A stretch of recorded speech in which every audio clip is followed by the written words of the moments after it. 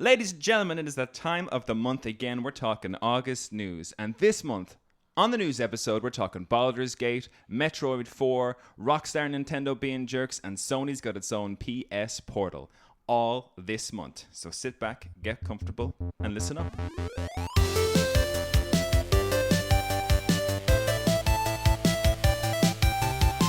It's me, your host, Darren Wade, and I'm joined by the dream team for news, Mr. Xbox Games Pass himself, Luke Maycock.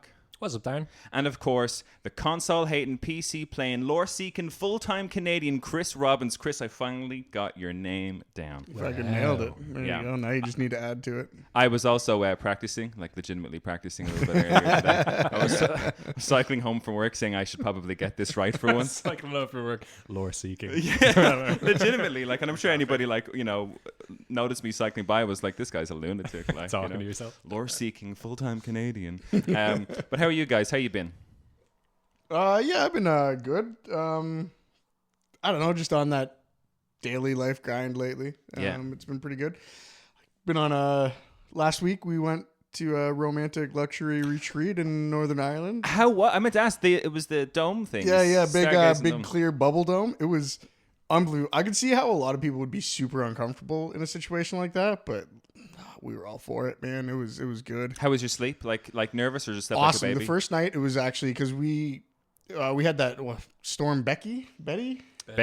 Yeah, last weekend. But since we're in Northern Ireland, we were only in the yellow zone, so it lashed, which was actually amazing being in a bubble dome because it's like you're sleeping under a waterfall. Oh my god! Yeah. Hearing that sound, when you wake up to rain on a bubble rooftop like that, it was transcendent, man. I didn't want to leave. I thought they were going to have to kick me off the property. So you'd recommend then, Chris? Yeah, it was. When I say luxury, I mean it comes with a price tag. And you went height of the season as well, pretty much too. Yeah, and we got the dinners both nights and bunch of cocktails and a spa package. But so hence your complaint of the daily grind ever since. Yeah, yeah. It's just real life sucks. Yeah. Bring me back to the bubble. Yeah. What about you, Luke? You up to much? Not a whole lot. No, my life's been very boring by comparison. I've mostly just been doing the daily grind. No bubble domes. No bubble domes. No mad adventures up north. My only adventuring has been in Hyrule in Tears of the Kingdom. God, that sounded way cooler in my head.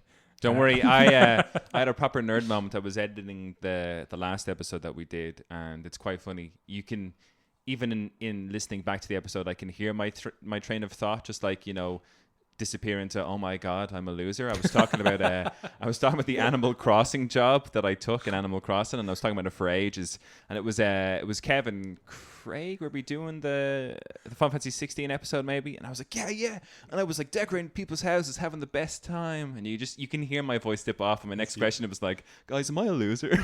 Oh yeah, I did hear this. That was in your Shy Talk episode. Oh, that's what it was. Yeah. Oh man, and it dawned on me. It was that moment where I was like, that sounded cooler in just my head on the way. Slowly comes out of your sails, and you're like, yeah.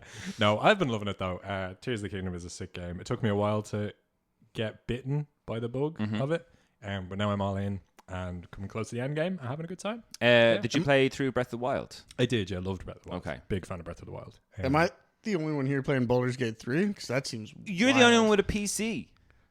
Well, you're the only one who plays games on the PC. Yeah. Okay. I in honor of that, I have it downloaded ready for downloading on my PS5, and because I pre-ordered it, I'll get it 72 hours early access. So the day after tomorrow, I get to play that game.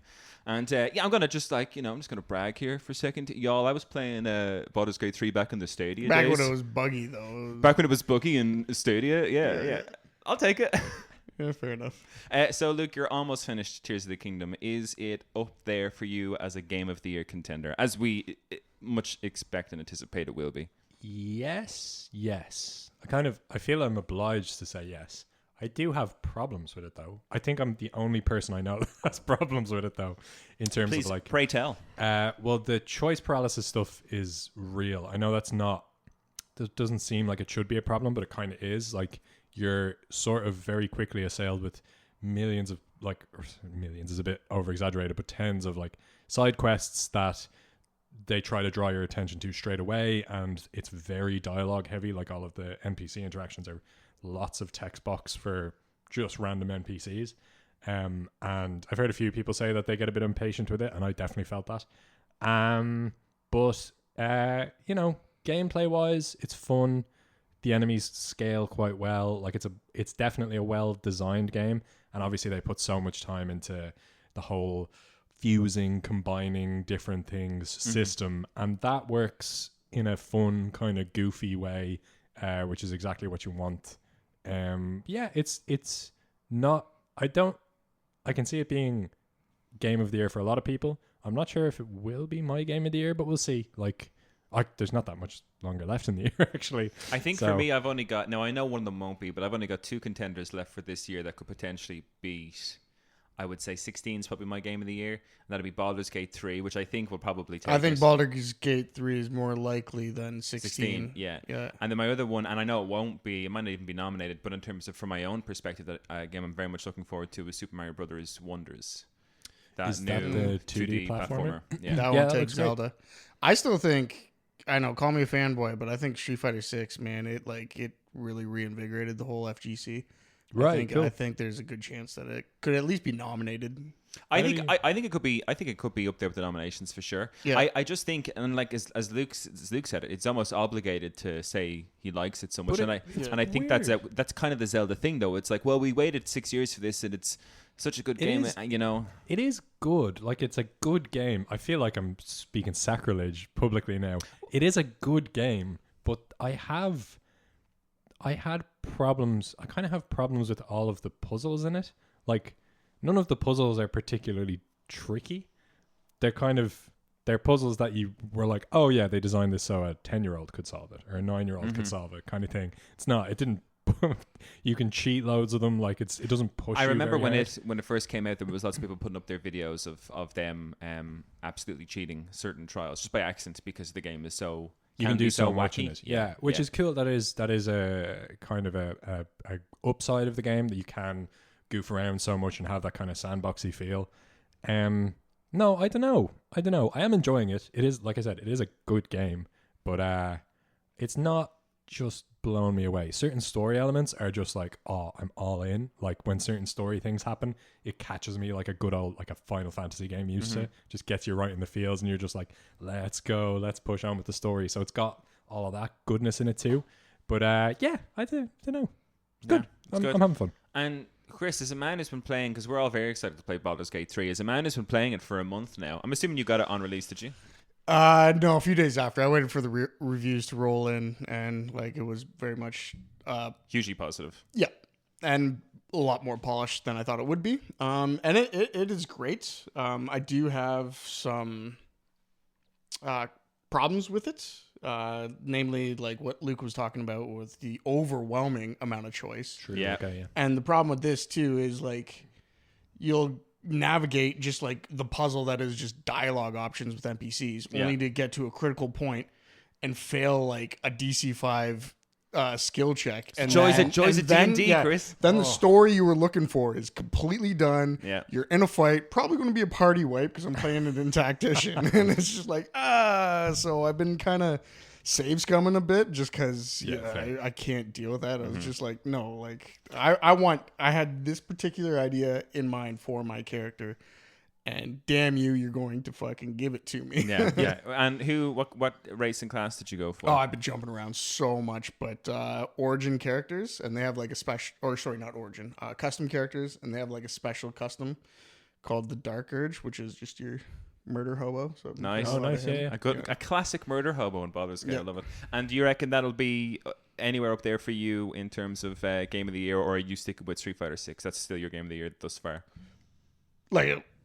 What I've loved the most? Yeah, I've loved the most, yes, then yes, absolutely. Street Fighters, yes. I think we should do an episode kind of coming up to the Game Awards. Game Awards is early December this year, and I'd love to do 2 episodes of what our own game of the year is and what we believe the actual game of the year is, nomination wise. Should we do it? We could do it, not to get too into format talking now, but we could do it where we give a very political answer as to what we feel should be, kind of thing, and then we just each go in on what we want to do in the same episode. Yeah. So and we like act all haughty. Oh god, that could be fun. Sorry, I've got a lot of FOMO right now for the new Armored Core.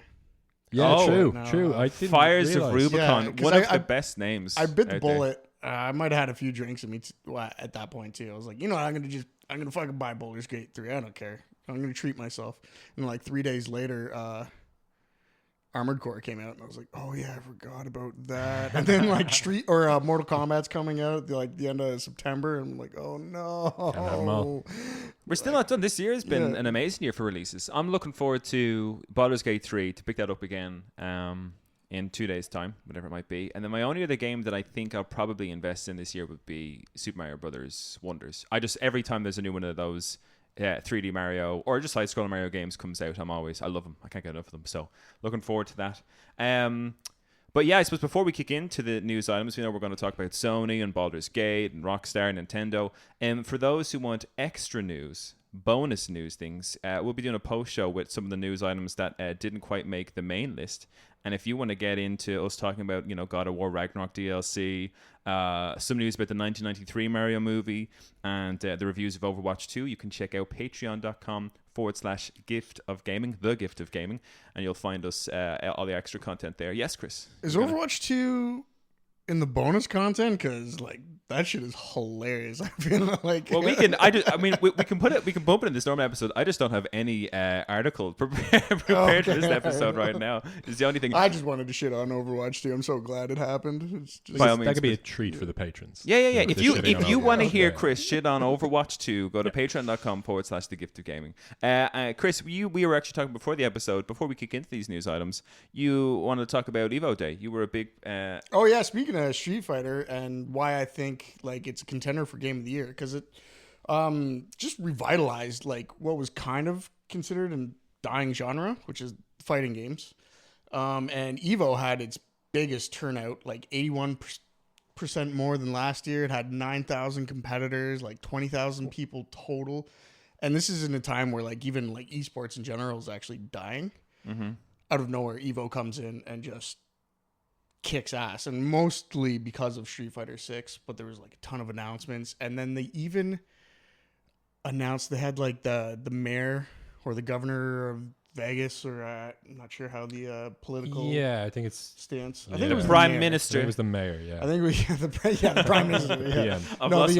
The mayor comes out and presents the founders of Evo with a key to the city, and then they made, I think it was August 4th national, or not national, but a local holiday, Evo Day. Awesome. Which is fucking so hilarious. Cool. I mean, and I thought Evo would have been dying a death.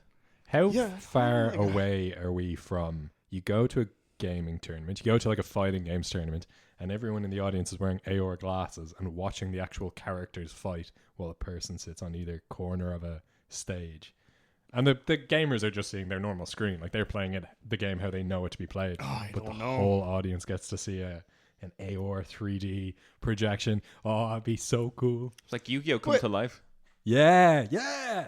Oh, are you saying they're down there in a ring fighting? Yeah. Oh, okay. I thought you were talking about you're just watching a screen and No, you're watching there's a ring. So down augmented there. reality, not virtual AR. reality. That's what I said. Yeah, AR. You stick on AR glasses and you look at a blank stage, and on it you see the two characters actually fighting. Oh man, that'd be so dope. How far would that be? Yeah. Holographic Tupac. Oh, you didn't have to wear glasses for that though, right? Wasn't that just No, he was a hologram, yeah. They have the technology. They could do it. Anyway, sorry, there's a massive digression. No. I listen, man. I'm all for it. Anything that brings my normal life closer to video games, I'm in for. I guess we should probably start on our the news episode, the articles, before we run away with ourselves. The first one, if I can scroll back up here. Okay, here we go. So here's our first story today. Comes from Tom Warren at The Verge, and Sony's portable PlayStation Portal launches later this year. PSP. Right? What a joke. I know. Really? I know, yeah. So PlayStation Portal launches later this year for $199.99. So Sony is officially launching its portable PlayStation later this year, the PlayStation Portal Remote Player.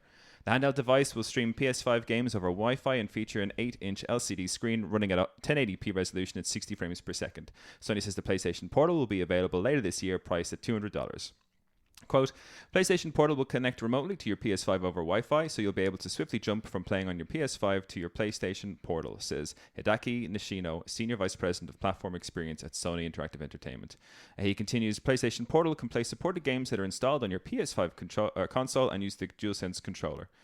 So the PlayStation Portal features prominent controllers on each side that look very much like Sony's PS5 DualSense controllers. They support adaptive triggers and haptic feedback, so PS5 games will feel similar to using a dedicated DualSense controller. The PlayStation Portal will also be capable of playing media, as the home screen has a dedicated section for it, as it's mirroring your PS5. You won't be able to run anything locally, though, so if you don't have Wi-Fi, then you're out of luck. Strangely, the $200 handheld won't work with Sony's upcoming cloud streaming for PS5 games. Quote, games that must be streamed on PS5 using a PS Plus premium membership are not compatible, says Sony. So the PlayStation Portal is really a way to stream PS5 games you already have installed on your own PS5 onto a handheld for remote play. You'll need an internet connection capable of at least 5 megabytes per second, and Sony is recommending 15 for the best experience. IGN got to test the PlayStation Portal early, and in a video, hands-on tech editor Boo Moore says he couldn't notice any latency using the handheld. That will be a key part of the experience, as streaming games over Wi-Fi networks still isn't a perfect experience for many. And then the article continues about how it has no Bluetooth and there's new headphones coming out for it. Yeah, I wanted to make sure that was brought up. Yeah. The no Bluetooth is fucking unbelievable, because at the same time they're releasing these new wireless earplugs and headsets, but it has this proprietary software called like PS Link. Yeah. Right. So in order to get like a headless headset or a wireless headset for this PlayStation Portal, I'm not going to call it the PSP because that is just sacrilege. So to get wireless headphones for the Portal, you also have to buy these proprietary Sony headphones, which are also $199. No. Yeah. And the worst part, this is even funnier. Those actual headsets themselves have Bluetooth built into them, so they can hook up to PCs.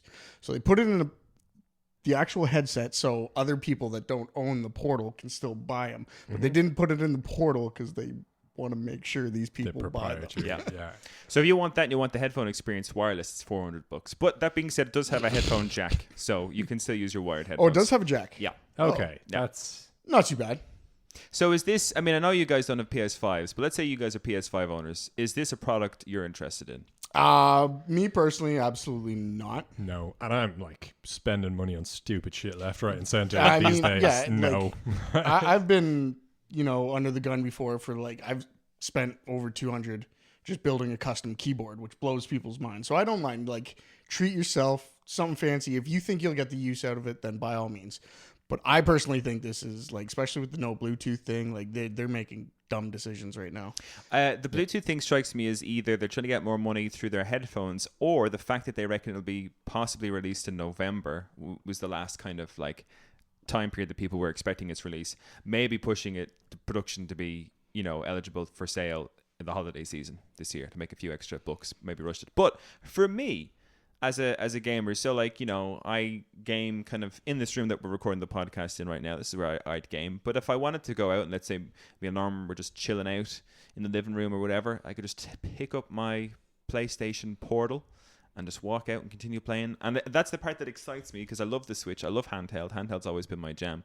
But the idea of having a handheld and playing like Final Fantasy VII Rebirth or Baldur's Gate 3 or Horizon, God of War, those kind of games, that gets me quite excited. It's interesting. I've always thought there is a place for I think it's called mirroring, like which is essentially what the PlayStation Portal does. It's like a mirroring device. Yeah. Mm-hmm. It just, over a Wi-Fi connection, it just pumps the audio and visual to that device. All the processing is done on the PS5 itself, and it's just mirroring the output. I mean, they were even doing this on the PS3. Yeah, exactly. So it's an interesting technology, and it does feel like it's going to be someone's cup of tea. And it looks so wacky. It's literally like they stuck a massive screen into, like, cut a controller in half, stuck a screen in there. And I'm into that too, I have to say. I think a part of me thinks there's going to be equivalent hardware knockoffs on AliExpress for a fraction of the price the moment this comes out. Like, somebody's going to figure it out and just be like, hey, here, same experience, $60. Yeah, yeah, possibly. But like with a real cheapy plastic And you PlayStation can 5 use your- controller. Just don't drop it. Bluetooth headphones. You can use your Bluetooth headphones with it as well, and it's cheaper. For me, the reason it strikes a bit weird for me, or the reason I wouldn't go for this if I owned a PS5, is because the next gen consoles are like the performance machines, like unless you're a PC purist.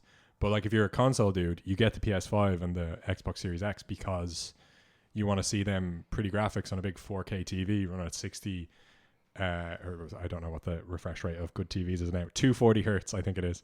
Let us know if we're wrong at giftedgamingpodcast@gmail.com. I think it's 240 hertz. I don't think PlayStation supports that, but no, you want to see the new Horizon game in a crisp 4K on a beautiful screen and like sit back and like take it all in. When you squash that down to a little screen, I think it just, I don't know. For me, I think it would take something out of the next gen kind of experience. Interestingly enough, so I was listening to a couple of video reviews of people who got actually hands-on time with it, and a lot of them said that the screen is really crisp and nice to look at, but the first thing they noticed after playing it was then reverting back to the PlayStation 5 screen on a home TV. There's a lot more there to be seen. Yeah. So they enjoyed it. It's a real crisp picture, but then of course once you're playing it for a while, you step away and you put it back on a TV. Everyone was in agreement. Yeah, I mean, that these games weren't designed with like portable screens in mind. They're designed I'd be really curious to see what kind of compression shit they're doing, because they don't have to put a 4K image onto a screen that's that size. Like to get the same fidelity, it can be like 1080p. So 1080p is its max on that LCD. Yeah, 1080p 60 frames per second is the max output that the PlayStation Portal. Yeah, I think it's such a silly. Project Q was what it was called when we first put it into our news episode a couple of months back in May, I think, or June when we first came across it. Project Q was a pretty crappy secret name. PlayStation Portal is a pretty crappy real name. Because it's PSP, and it's like there's lots of PlayStation fans who are going to be, how dare you? Like, how dare you compare this monstrosity to what was one of the greatest portable gaming machines going at the time? Like, yeah, I don't think the narratives around it when it comes out are going to be pleasant or positive. But Darren, if you're going to really enjoy it and get use out of it, go for it. I think it's a really niche market that I kind of fall into as a person who games here but likes being in the presence of like other things that are happening or other people, but just like being in people's company but still playing video games. So for me to be able to step away from the screen and go into my living room, or let's say while Lauren's watching a movie or we're just chilling out listening to some tunes, and I'm kind of like, oh well, I don't have to downgrade to like Advance Wars on the Switch. I can still play Final Fantasy Rebirth and go out there. And that's a good point. So I think, but again, I think it's such a niche market that it's kind of, that's to me that's who it's geared for, and that group of people is so small that it's quite unusual. But I have a funny feeling that I will most likely be dipping into this, seeing if I can pre-order it, seeing if I can get on the list. Bless you, Luke. Oh my god, that might actually be the first sneeze we have on the podcast. I know, I'm the one that's allergic to cats too. Yeah, sorry fellas, lots of cats here.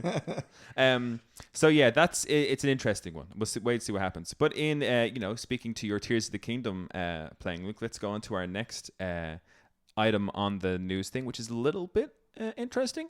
So Nintendo patents Tears of the Kingdom loading screen, abilities, map, and more. This comes from Jordan Midler, Video Games Chronicle. So as reported by Autumn Matten, Nintendo has filed several patents related to Link's Ultra Hand and Fuse abilities from the game. The company has also patented the game's loading screen, and in Tears of the Kingdom, when fast traveling between areas, the game will show the player where they currently are on the map and will then transition to the new location after the loading is complete.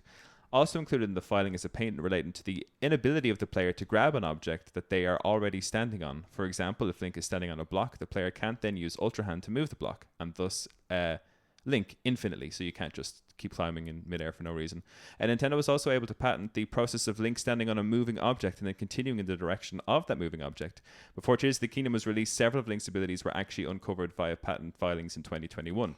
Legend of Zelda Tears of the Kingdom has been a massive success for Nintendo since it was released earlier this year, and the article continues just talking about Zelda's success and the copies that it sold. But interestingly enough, what a weird and kind of slimy move by Nintendo. Patenting, or trying to patent. Yeah, patenting game mechanics and like the moving object, like, is GTA fucked now? Like, you get in the car moves, your character moves. I mean, copyright strike down from Nintendo, but it's been accepted to be looked at as they filed them. None of them have been accepted. It might be specific. This is getting a bit techie, but it might be specific because, like in GTA 5, if you get into a car, that's kind of launching a new state engine in the game. But in Tears of the Kingdom, no new state engine is launched. It's the same character moving around. Like the buttons don't do different things now that you're standing on the thing. They do all the same things. Same. What you but regardless of how it is, all of these mechanics. I mean, it's great. It's showing a map on a loading screen. Outrageous. There's no fucking way that's going to pass. So I could see, Darren, you made a face when you were reading out that one. That one I actually love in Tears of the Kingdom, because Breath of the Wild, it annoyed me that it didn't do that. But what they're talking about is when you fast travel on Tears of the Kingdom, the loading screen is the map of the world, and it will show you where you are in the map of the world, and the loading process is your little arrow just goes bleep and disappears, and then the map moves over to where you're going, and then it goes bleep and appears in place, and it's very satisfying. But like it's so like stupid. They're I guarantee in all the games that exist in the world today, they're not the first ones to do that, and that's what annoys me. It's that this idea that okay, yes, Tears of the Kingdom has a couple of interesting mechanics, but I wouldn't say anything that Tears of the Kingdom is doing in isolation is original. It's all built off things. I mean, video games have been around for so long, and people have been developing games for so long that surely what they're trying to do in any of these things has already been done in another video game. And I'm not saying that they're copying. I'm saying that video games are built off of everything that came before, and that's what makes games better or good. So Nintendo trying to take ownership of that strikes me as just like greedy and not appropriate. Moving an object you're standing on, like that's got to be in other games too. You can't do that in Tears of the Kingdom. I know you can't do that, and no other game I've ever seen you could. Yeah, it's because that doesn't make sense. You'd just be able to fly away. Yeah. They said. It's like that's what annoys me about that one is that's almost just physics. It's like, hey, we're going to patent some physics here, so you can't like sit on something and move it. It's like, well, no. So to me, I have so many problems with this, and it's another kind of. It's like Nintendo kind of. Cracking down on Smash Brothers competitions and people putting stuff up, like reviewing things, putting stuff online. To me, it's just very anti-consumer, and the idea that they'd go ahead and say that we're good enough, or Zelda Tears of the Kingdom is good enough for us to go ahead and patent these things that are not theirs. Like, they don't own any of that. And someone should, put out a patent of just, putting a sword in your game. Or a bow. That's what I mean. Yeah, or you can't do that. Just opens the floodgates. Copyright red hats with an M on them. It's so wrong. It's just an unusual. It's weird. I will say that the idea that Tears of the Kingdom hasn't done anything original in the landscape of video games, I don't think that's totally fair to see. And even as someone who's earlier on in this podcast said, it's not my favorite game ever. Mm-hmm. But they do a lot of unique things that I've never seen in games before. But I also do agree with the two of you that it's weird and slimy, and it's. But like that loading screen thing, do you think that's the only? It's the only video game in existence to ever do it. No, I'm not talking about that specifically. I mean other stuff, like the way their physics engine works and the way they've implemented their systems is very unique, and there's tons of fun you get that people have been getting out of it because of how it works. But the move to patent it and like the way patent law works as well is very strange. Is it patented? Do you? No. They've filed. I think it's in the. Didn't say in the article. Maybe I could find it out. Let us know if you know out there, listeners. But I don't know where it is, but it hasn't been successful yet. But my only worry is that like the people who are looking at these patents, are they familiar with the industry? Do they know what they're patenting? Like if it's successfully done, because no one's thought about like the weirdly selfish idea of patenting things in your video game. If no one's thought of that, and the people who are looking at this file aren't familiar with the video games industry, and it's successful, you're right, Chris. It's like, well, let's stop. It's setting a dangerous precedent. I think it's like then somebody else is going to come like, well, I'm gonna, like I said, like patent crafting in a game. Now no other game can craft. It sets the dangerous precedent is really similar to the one that like. Lionel Richie's record label tried to sue Ed Sheeran over using the chord progression. Yeah. It's putting a patent on like a creative process. The idea that I'd make a game and wouldn't be allowed to use certain systems because they were patented by Nintendo is gross. Yeah. That is a disgusting notion. Yeah. And I hate it so much. It's just weird. It's just a weird flex. It's a weird unnecessary flex, Nintendo. Yeah. Well. No bueno. Going from one slimy situation to another, our next article is Red Dead Redemption's PS4 and Switch ports dubbed disappointing by critics. Surprise, surprise. This comes from Joe Anderton at Digital Spy. So This article is a little bit long because it's got a few of quotes from reviews that are quite enjoyable. Okay. So Red Dead Redemption released on PlayStation 4 and Nintendo Switch earlier this month. Now, the dust has settled on the reviews. The critical consensus is clear. The game is a classic that holds up well in 2023, but the ports are not worth the standard asking price. Originally released on Xbox 360 and PS3 back in 2010, Red Dead follows the adventures of outlaw John Marston as he is coerced into working for the government in a story full of memorable characters, betrayal, and action-packed shootouts.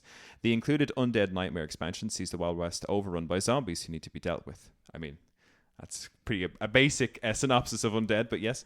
Reviews across the board are mixed on the whole, praising the inherent quality of the game, but criticizing Rockstar's decision to charge £40 or $50 for a straight port of a 13-year-old game with no new features or remastered graphics, although considering the approach the Grand Theft Auto trilogy took. The same 30 frames per second, and even introducing a few new bugs, all while removing the multiplayer. So, quote, "We're not expecting Rockstar to turn around and serve us up a fully remastered spectacle. That's never going to happen, especially on the aging Switch hardware," Nintendo Life wrote.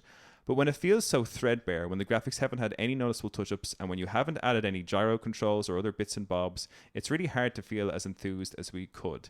Kotaku's review reads, "None of the textures are better, models still look dated, animations remain jerky, at a distance, etc. Red Dead Redemption still holds up thanks to its fantastic art design and atmosphere. Riding through a snow-covered forest with the game's music quietly fading into the background will never age poorly, but make no mistake, this is still mostly the same old game, and selling an old game for $50 with no 60 FPS option or visual enhancements feels silly."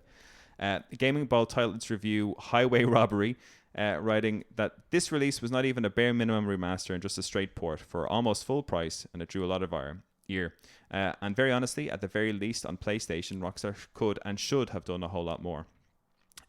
This port, another quote here, "This port of Red Dead Redemption ultimately disappoints. Indeed, during some cutscenes and in-game events, we saw character models snap into place and, in a surprisingly creepy twist, refused to open their mouths when talking," wrote Push Square. Digital Foundry did praise the Switch version for a stable performance, adding the caveat that the Switch release only highlights how much more ambitious the PS4 version should have been.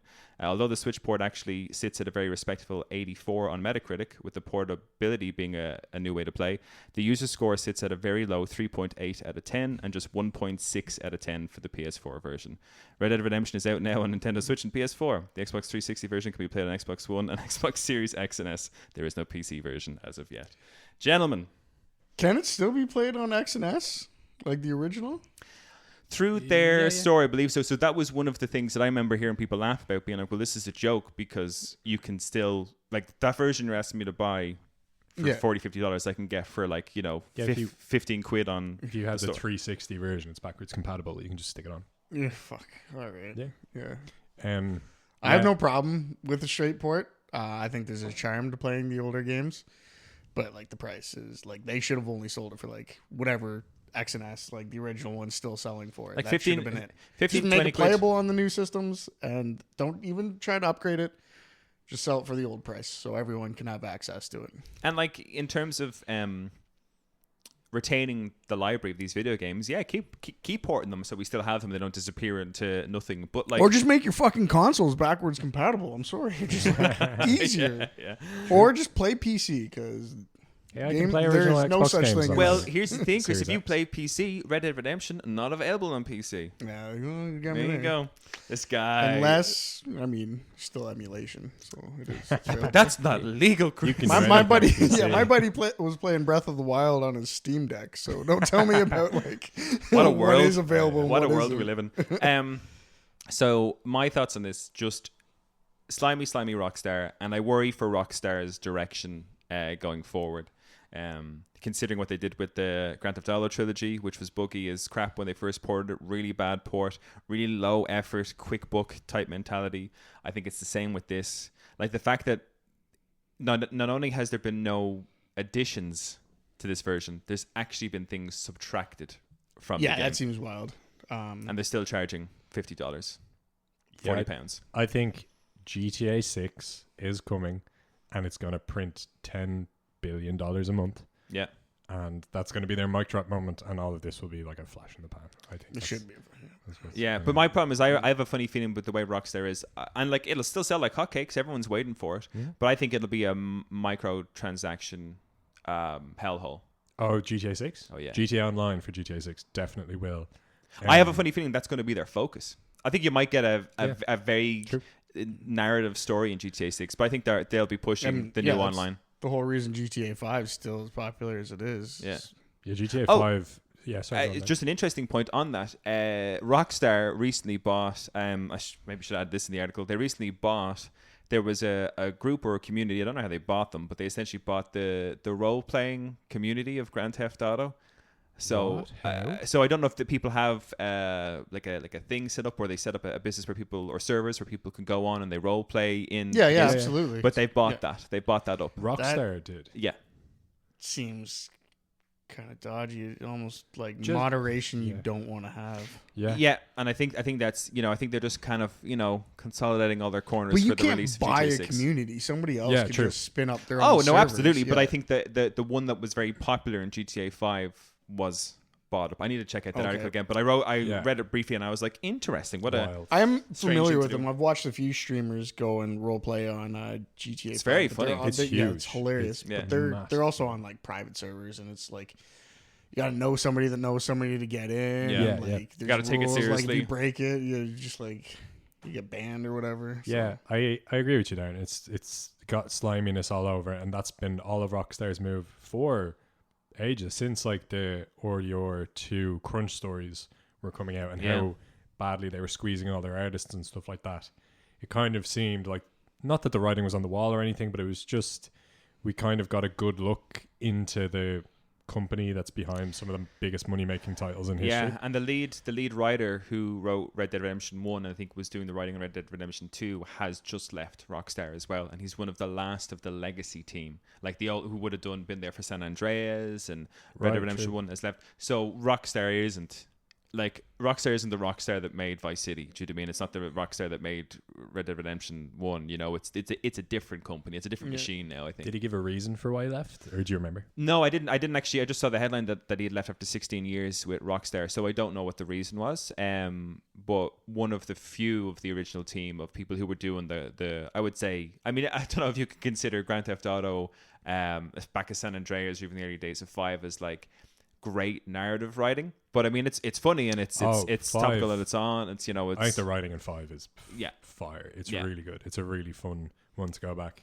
All those little stories are just ring of a kind of a grossness to me, and they're going to release GTA 6 and it's going to oh my god, it's going to make them so much money. And like you said, the microtransaction economy that they built is just going to print the money. Like GTA 5 came out in, I was only talking about this the other day. It came out in GTA 5 riddled with microtransactions? Yes. Like, I know nothing about the game, to be perfectly honest. It came out in 2013, and they launched GTA Online, I think 2014 or 2015, and the big one was these shark cards, which was like you could buy in-game dollars with shark cards. Shark was like, the Megalodon card was like the biggest package you could buy. And at the time that was popping off, I was working for Xbox customer support, and the amount of calls we got where kid has, it was always either GTA or it was FIFA. Like, my kid has gotten control of my credit card and spent like $3,000 on shark cards. Like, can you refund me the money? I didn't know he was doing it. And like, GTA 5 Online has been around for like 3 generations worth of consoles now, and I think when they're looking into this GTA 6, they're probably developing their online portal, or how that game is going to exist online to maximize the microtransaction system, I would say. Yeah, true. Yeah. 100%. And still going to charge for the game. Yeah, full price. Full price for the game. Do you know what? I could see a situation where they do what Halo did with its latest game, where the campaign is a paid thing and the online version is free. That's what Halo did. Like, the multiplayer is free to play. But any free game is going to have microtransactions. Because just by participating in a free-to-play game, you're supporting the microtransaction. In fairness, I don't think I ever paid for GTA 5 Online. I think it was... Oh, yeah, but you bought GTA 5. Yes, and it came with it. I think they could, if they're following that model, they could release them as separate entities. Because GTA Online came a year or two after GTA 5 because they had tons of problems getting the servers running properly. So I could see them doing what Halo Infinite did, which was, you pay full price for so it'll kind of work the same way GTA 5 did, where you pay full price for the game, but then anyone can get GTA Online because they want everyone on there to potentially pay for microtransactions. So I could see. I mean, that's the direction with online gaming these days. True. Apex, like you said, Halo, League of Legends, I think, was the first game that blew my mind. How many people were playing it? It was free, and it was entirely funded by microtransactions. Yep. And like you get away with it. You get a better rep when your game is released free, and then the microtransactions are inherent. It also it really depends on what the microtransactions are. Like, so if it's just pay for skins, people don't mind. If it's pay to win, people hate that, and rightly so. And I think with GTA 6 it'll definitely be pay to win because the microtransactions will revolve around in-game currency for sure, which will therefore develop all the stuff that get you can, vehicles and stuff like that. Kind of stuff. Yeah. Well, there you have it, fellas. It's not getting any better for old Rockstar. The next one is this next article is from IGN from Wesley Yin Poole, and this is Nintendo still has Metroid Prime 4 down as a Switch game. So Nintendo has outlined upcoming Nintendo Switch exclusives and still lists the long absent Metroid Prime 4 as a Switch game as part of its latest financial report, which shows sales and profits boosted by Tears of the Kingdom and the Super Mario Bros. Movie. Nintendo listed all the upcoming and announced games coming to Nintendo Switch. Notably, the list includes Metroid Prime 4, which still carries a temp title and TBA release date. Here's the list in full. Detective Pikachu returns for the 6th of October. Super Mario Bros. Wonder for the 20th of October. WarioWare Move It for the 3rd of November. Super Mario RPG Remake for the 17th of November. Luigi's Mansion Dark Moon 2024. Princess Peach Untitled 2024. And Metroid Prime 4 TBA. Metroid Prime 4 has suffered a tumultuous development since it was announced 6 years ago in 2017. Development was restarted in 2019 with the help of Retro Studios, developer of the original Metroid Prime games. At the time, Nintendo said it took the decision because the fourth entry has not reached the standards we seek in a sequel to the Metroid Prime series, end quote. While not confirmed by Nintendo, Eurogamer reported Metroid Prime 4 was being developed by Bandai Namco Studios Singapore. Nintendo's been silent on Prime 4 ever since, leading some to speculate the game was either in development hell or had switched focus to launch on the Switch's next-gen successor, rumored to be launched late in 2024. Prime 4 failed to show up during June's Nintendo Direct, but given Nintendo itself still lists the game as a Switch title, perhaps the company plans to reveal it later in 2023 as its final Nintendo Switch game and a next-gen console launch title, much like Breath of the Wild was the last Wii U game from Nintendo as well as the Switch launch title. Do we get a Metroid Prime 4? Is it still in development? Is it still in existence? I don't think they'll ever abandon it. I don't think it's coming out for the Switch, though. All the signs point to, like, it keeps getting pushed for better hardware or something. They'd be better off saving it for a launch title for their new... true. Yeah, I think so too. Yeah. Because Metroid Prime is a IP that just pulls in fanboys. We love them. Yeah, and the problem with it is that that June Nintendo Direct that I watched was a real like, hey everybody, the Switch is dying. We're not really developing great games for this thing anymore. It was a real like swan song for it. When I was watching the kind of things being released, I was like, yeah, this speaks of a console on the last on its last breath essentially. So yeah, I could. They'd be we talk about it like it's dying as in like it didn't do well, but I mean the Switch was a fucking banger from the start. Absolute monster. Yeah. I just mean in terms of Nintendo has already announced they got something coming next year. The Switch is now, I don't know how many years it's been about. 8? 2015, 2016, I think. So about 8 years, give or take, which is the normal life cycle for any kind of console, I guess, really. But they'd be mad to release that on the Switch. Just give it a breath of fresh air and a new console. Is there anyone left buying Switches? Like I feel like everyone owns one by now. They did say the numbers in the episode we did an episode, probably the last news one we did. I think we brought up the sales for Switch, the Nintendo Switch, and what they expected in the next couple of months, and they're still selling like a couple of mil a month. Do you know what I mean? I just don't get it. Who doesn't have a Switch? It couldn't be Tears of the Kingdom. Did they just be like? Was somebody so excited about that but never bought a Switch for Breath of the Wild? Maybe, yeah. Because I find that very unlikely. My brother got a Switch only last month for his birthday, and because he was like, I definitely want to play Breath of the Wild, but I'll come around to that eventually. And then Tears of the Kingdom came out, and it was like, sweet, so Switch, Breath of the Wild. Yeah. So people like that do exist. I'm proven wrong already. Okay. There you go. We already know. Yeah. We know a lot of people. I mean, I didn't get a Switch until late in the game. I think I got like a Monster Hunter Rise special edition. Oh yeah, I didn't even know you had it. That was sick. I got that too. The dock for that is sick, actually. Yeah, it's I'm nice. very jealous of the Kevin has a great Smash Brothers dock, and you guys have really good Monster Hunter dock. Mine's a plain old, boring old dock. I much prefer the plain old. Well, listen, I don't know. If you're ever looking for a trade, man, I'm your guy. So we've got kind of how. Okay, yeah, we'll blast through this last story before we go into our little bonus one. So this is coming from Eddie McCooch from GameSpot, and this is why Baldur's Gate 3 is not on Xbox at launch and when it could be. One of 2023's most anticipated, and sorry, the reason I'm putting this article in, Nick, is because this came up in one of the episodes we did 2 weeks ago, and I was like, I'd love to have Luke's as the Mr. Xbox Games Pass himself. I'd love to have Luke's input on an Xbox situation. So one of 2023's most anticipated new games, the RPG Baldur's Gate 3, releases later this week. But it's already out. This is an old article. But the Larian-developed game is not coming to Xbox. Oftentimes, games skip Xbox, PlayStation, or Nintendo platforms due to exclusivity deals, but that's not the case here. So what's going on? This has been an ongoing and developing story, but the long and short of it is that Larian wants to make sure Baldur's Gate 3 runs up to its quality standards on both Xbox Series S and Series X, and the relatively less powerful Series S is holding things back for now. This isn't a problem on PlayStation because there is only the one PS5 and not a Series S equivalent with lesser specs. Earlier this year... Is there not X-exclusive games? No, actually. There hasn't been one yet. Really? Oh, interesting. Okay. Sorry, continue. If there was, they wouldn't have this issue, Chris, you know? Earlier this year, Larian boss Sven Vinke said the decision came down to the technical limitations of the Xbox Series S. Vinke said split-screen co-op is a must, quote, for the game, and the studio doesn't want to release Baldur's Gate 3 without the feature. Vinke said that bringing split-screen to the Xbox Series S version is challenging, quote, but he is confident in the team to find a way to get it done, potentially as early as by the end of 2023. Quote, if it's possible, they'll make it happen, but it's a very big game. Microsoft's own engineers are reportedly working alongside Larian to find a solution. It's been reported that two-player split screen is running on Xbox Series S already, but not at high enough quality yet to meet the developer standards.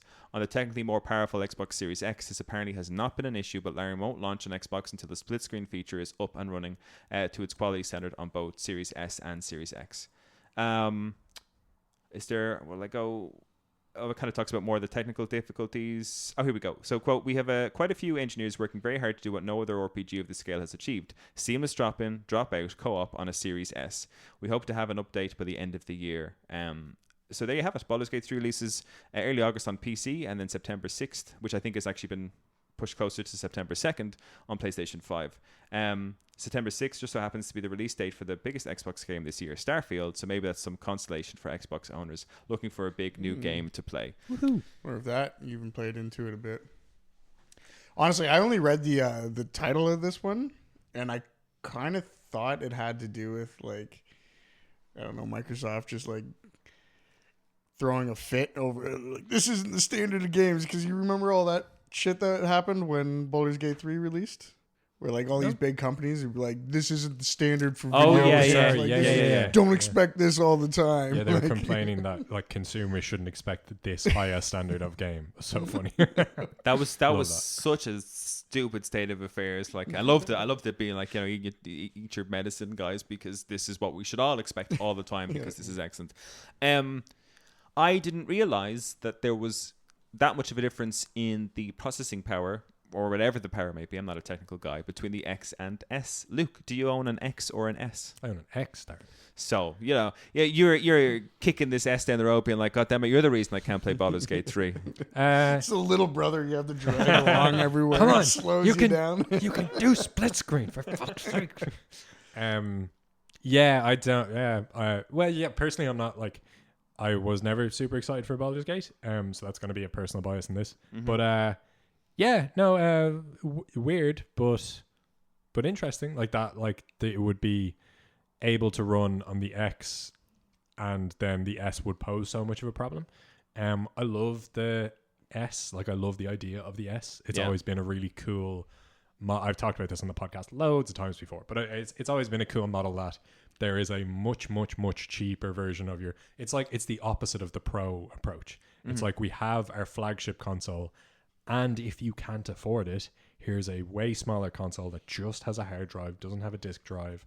You just download games to it and they run I think S can do up to 1440p, so it's like slightly better than 1080p, but it's not 4K. But like if you can't afford a Series X, you can get the S, and it's cool that like we're this far into the life cycle of the consoles, and this is the first time that this has been a problem as well.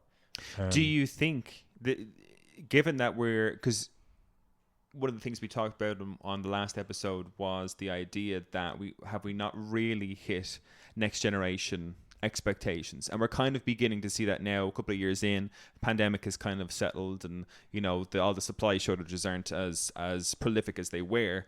Do you think this could be an issue for Xbox going forward as more games come out with a processing power? Now I think Larian's an exception because they demand the highest standard, which other companies seem to diss. But do you think the Xbox might face that problem going forward, that there could be other future games coming out that are of the highest quality for the next gen but can't really run successfully or the way the developers want them to on the S, and therefore causes problems on our Xbox release? Yeah, I really fucking hope not. Like, that would suck. That would suck for the whole Microsoft ecosystem, because I think it's really cool that it seems like Larian themselves are very motivated to get this working on both. Yeah. And that's awesome. Like that's really cool. They're doing Microsoft a massive favor there. I'm sure there was probably some kind of money slid their way to make it happen. Yeah. We'll give you 10% of Starfield. Yeah, just get us Baldur's Gate 3. Because basically, if the next gen games for the life of the cycle can't run on both systems, then Microsoft have made a miscalculation. And really interesting to see how that's playing out. But the idea that someday there would be games that only release on Series X and not on Series S, obviously it doesn't affect me because one, I own an X, two, not really too stoked for Baldur's Gate. But yeah, the idea that it could come out in one and not the other sucks. Sorry for cutting you off there. I think we'll see limitations first, because it seems like the S's only problem is with local multiplayer. So it's not even like a graphics issue. It sounds like just processing Baldur's Gate 3 is a big fucking game. Yeah. So processing like essentially two games. Two instances of that. Yeah. I think there's going to be limitations, like if a game comes out that has a local multiplayer for the X, maybe that option isn't going to be available for the S. So we'll definitely start to see things like that happen before, like this game just isn't available. Yeah, I think that was the first agreement that they came to. I think Phil Spencer was actually happy with that to begin with, that the version that came out on S just wouldn't have the local multiplayer. But I think Larian pushed back and said, no, this game needs local multiplayer. It's part of the culture of the experience of the game. It's very important to us. We're going to make it work. Which again, very sick, very cool of Larian. But yeah, I think Chris, you're totally right. I think the first thing you'll see is the S stops hitting the mark on certain like performance capabilities that play into next gen games. Because the naming, the way Microsoft has named the consoles has always confused me. In the last generation, PS4 generation, did they have a similar ecosystem where they had a weaker? No, this is the first time. Yeah, because it's an interesting one, because as you said, it's the opposite to the Pro, which would make sense if we were going backwards per se, not forwards. I mean, more affordable, yes, but as time goes on, and PS4 games like Horizon and stuff like that, they were coming out at the end of the PS4's life cycle when people had really discovered how to use the power of that to its fullest. And I wonder then, do we have problems with the S, whereby by the end, in another 2-3 years, when Xbox and PlayStation 5 might be coming to the end of their life cycle, are things so well developed based on the X and the PS5, does the S become obsolete? Yeah, hopefully not. Like, again, it would be a miscalculation on the part of Microsoft, and maybe if that is what happens, they don't do that for the next generation. Like, they don't release a cheaper version, because the S is 200 quid cheaper than the X. It's amazing. Yeah. It's amazing that they can do that. Yeah, it's great. It's a beautiful idea. Like, it's one of the things that makes me so happy to be Mr. Xbox Game Pass himself. Like, these ideas that are in Microsoft's ecosystem are gorgeous, and to see them actually pulling it off is great. But yeah, it would be a shame to see them take a step back from that approach in the next. I hope it, and if it turns out that way, I hope, like you said, it was just a miscalculation and not just like a scummy move. Because I've always thought the Pro versions of systems or the slim versions of systems, any new iteration of the same system has always been a scummy move. I think they've just plan around that instead of like giving them the best hardware now. Yeah. Sell them a console and then 2 years later give them an even better one. And just be like, haha, you don't have this. But for Microsoft, works on me and every time. Chris. Yeah, I know exactly. Yeah, and they keep making money off of it. Yeah. Microsoft came out and dropped both at the same time, which I thought was amazing. Yeah, for sure. So now I'm Black worried, and white. like, did they do that now? The S people have to buy the X, and that was their whole plan all along. So I hope that's not the case. No. I don't think so. doubt it would be the case. I think it might just be a side effect or a symptom of the technology just becoming too advanced. I'd like to think that they're not that that people aren't that mean. They but just didn't who knows? foresee this situation. Like that local multiplayer would be a very relevant staple of games in 2023 or whatever year. Which by all rights it shouldn't be. I just love that Larian and the Dungeons and Dragons community and Baldur's Gate. They just want that. Dare you know? you? It absolutely should be. No, it should. No, it should. It Best. should be. Local multiplayer should exist on everything, but it doesn't. Like we're moving away from the traditional couch co-op, which I hate. I hate that. There's a couple of indie games. And stuff I like think that we're pulling it back, especially over the pandemic. I think it's coming back in a big way. Especially like Steam's got its remote play now, so you can actually like, I don't know, link up and now like have people playing on the same computer and It's the way to do it. Way to do it. Well, we'll go into our final story. Bit of a sad story, but you know, by no means does this man not deserve his rest. So, this comes from The Guardian by Cyan Keane. Oh my God, Kane. I definitely spelled that wrong. So Cyan Kane. So this is titled "Game Over. The voice of Mario is retiring after 3 decades." Nintendo announces. So the voice of Mario is stepping back from the role after 27 years as a Nintendo character. The Japanese game company has announced. Charles Martinet, 67, was the original voice of the Italian plumber, starting with the 1996 installment Super Mario 64. He also provided other voices in the game series, including Mario's twin brother Luigi and the villainous Wario and Waluigi. In a statement released on Monday on Twitter, recently rebranded as X, such a necessary piece to put into the article, Nintendo said, quote, Charles is now moving into the brand new role of Mario Ambassador. With this transition, he will be stepping back from recording character voices for our games, but he'll continue to travel the world, sharing the joy of Mario and interacting with you all. It has been an honor working with Charles to help bring Mario to life for so many years. We want to thank and celebrate him. Please keep an eye out for a special video message from Shigeru Miyamoto and Charles himself, which we will post at a future date. End quote. Martinet wrote, "My new adventure begins. You are all a number one in my heart. Woohoo!" The announcement came after fans began to speculate online that the American actor had been replaced as Mario for the upcoming game Super Mario Brothers Wonder, with some noticing that the character's voice sounded different in promotional videos. Nintendo has confirmed that Martinet did not voice Mario in the new game, but is yet to reveal who the new voice is. Martinet once said that AI. Could you imagine? Martinet once said that he based his voice for Mario on Petruchio, a character from Shakespeare's Taming of the Shrew. Quote, "I want to voice Mario until I drop dead," he once said during a 2021 game convention. "If someday I think I am no longer capable of doing it, I will tell Nintendo to look into finding someone else." Martinet did not voice Mario in the 2023 animated film, the Super Mario Brothers movie. Guardians of the Galaxy star Chris Pratt voiced the title character opposite It's Always Sunny in Philadelphia actor Charlie Day as Luigi, but Martinet did voice 2 minor characters, including the brother's father in the film, which grossed more than $1.36 billion worldwide and became the highest grossing video game adaptation of all time. He's gone, fellas. I've known nobody else to voice Mario. Chris said it best. AI. They have so many reams and reams of Charles's performance of Mario. They could definitely make it happen with AI. It's like Charles in 2021. I'd love to voice Mario until I die. Like 2 years later, AI singularity happens, and it's like Nintendo's like, he's decided to step away. They have so many recordings of him doing the voice for decades worth of dialogue for, I'd say, for ad spots and for. Do you really think it is AI? Is that your genuine thoughts that they've actually replaced him? I think now's the time we're going to start seeing it. So I don't think it's AI, but like, I don't act.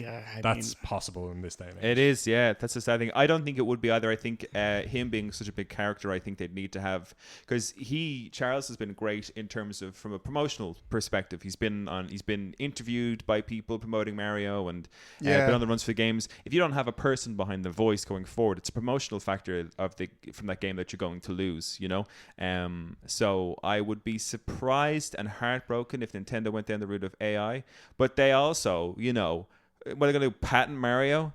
Patent everything? Patent AI? Get out of here, Nintendo. Maybe they patented Charles's voice, and that's why he's just like, I'm not allowed to talk anymore. He's not allowed to talk. Charles weirdly had no comments to make about this story. Yeah, he's been very quiet. Like, I expect this future video was just him sitting silently behind, like, bound and gagged or whatever by Nintendo XX. Yeah, help me. It's like his voice has been stolen, Little Mermaid style. Yeah. Jesus. There you have it, fellas. So yeah, Mario's gone. We'll have a new Mario, and I have to say I really loved him.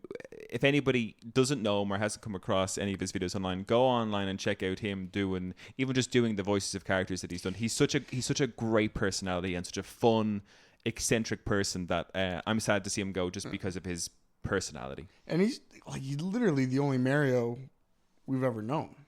Yeah. As far as voice, yeah. Since in terms of Mario 64, and then and then the movie. Yeah, well, with the 1993. That wasn't Joe Pesci, was it? No, Joe Pesci did. I'll check it out right here. Who did the voice? Because it's. We've had this on the episode before. We couldn't remember the actor's name. It's him and John Leguizamo. Mario actor, 1993. It was. Bob Hoskins. Yeah, that's right. It was Bob Hoskins. Yeah. Right. Bob Hoskins did Mario. So maybe they're getting him back. Really close. It's me, a Mario. Maybe they'll just be Chris Pratt from now on. It was 1993, was it? That was the movie. Yeah, the movie. And then I think Who Framed Roger Rabbit, which he was the detective in, was 1994. Good. 90s were good to Bob Hoskins. No, 1993 was not good to that movie. Tanked so bad. We should do a full breakdown. Lucky. He must already had Who Framed Roger Rabbit lined up because anyone who would have watched that Mario movie would we're not giving any of these guys. Guys, you have to. There's a great. I don't know if it was a YouTube video that I was watching, possibly of all that went on behind the scenes of that film. Oh, weren't they fucked up all the time? Because they knew they were on a plane. Loads of the stunt guys got really badly hurt in some of the scenes. The people who were in charge of the script were rewriting it before the guys stepped up to do their scenes. So at a point, Bob Hoskins even came out and said, "I just stopped learning lines. It was it was pointless. They just had me new scripts before every scene." So if you want to know more about that, we're actually getting into that in our post show, and you can find out how to listen to that on patreon.com/giftofgaming. And for the cost of a coffee a month, there is a plethora of extra content up on our Patreon page.